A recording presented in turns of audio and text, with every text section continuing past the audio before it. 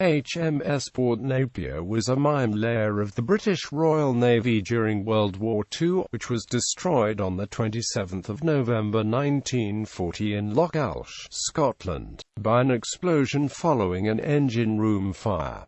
Ship history. The ship was under construction at the Swan Hunter and Wigham Richardson Limited shipyard in Wallsend for the Port Line when she was requisitioned by the Ministry of War Transport for conversion into a mine-laying vessel. The ship was clad in 2-inch armor plate, and her cargo holds were adapted to carry up to 600 naval mines. She was also armed with two 4-inch guns, two 40mm 2-pounder guns and four 20mm guns for anti-aircraft defense. She was launched on the 23rd of April 1940, commissioned on the 12th of June 1940, and joined the 1st Minlaying Squadron based at Isle of Loch Alsh in western Scotland. Sinking on the 26th of November 1940, Port Napier was loaded with mines in preparation for her first operation. Each of the 550 mines aboard were fitted with their detonators ready for deployment. She also had 6,000 4-inch shells in her magazine, as well as 40 and 20 mm ammunition. Unfortunately, that evening a strong gale blew up and the Port Napier dragged her anchors. Her propellers became fouled in the anchor chains of a collier, and the two ships drifted into shallow water and grounded. The next day, while the rest of the squadron sailed on the minelay operation, the two ships were separated, and the Port Napier commenced fueling.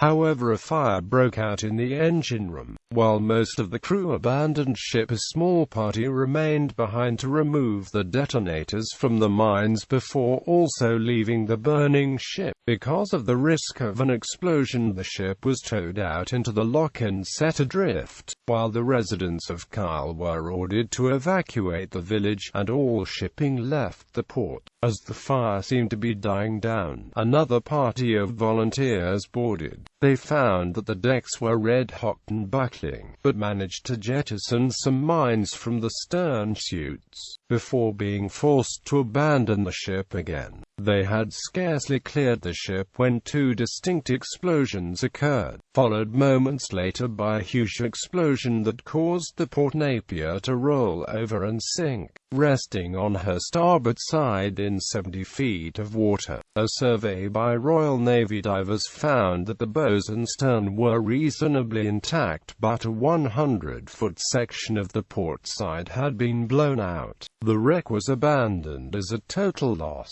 In 1944, sections of steel plating from the port side were removed for use in other ships, but the unexploded mines and 4-inch ammunition were not recovered until 1950. The wreck is a popular, if silty, site for scuba diving owing to its relative intactness and shallow location at 57.265900 degrees north, 5.687583 degrees west, 57.265900 minus 5.687583.